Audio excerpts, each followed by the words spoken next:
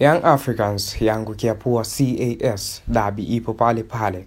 Katika mvuto mkali wa kisheria, Yanga Sports Club imejikuta ikipata pigo baada ya mahakama ya usurishaji wa michezo CAS kutupilia mbali ombi lao la kuzuia kupangwa kwa tarehe ya mechi ya watani wa jadi dabi ya Kariakoo.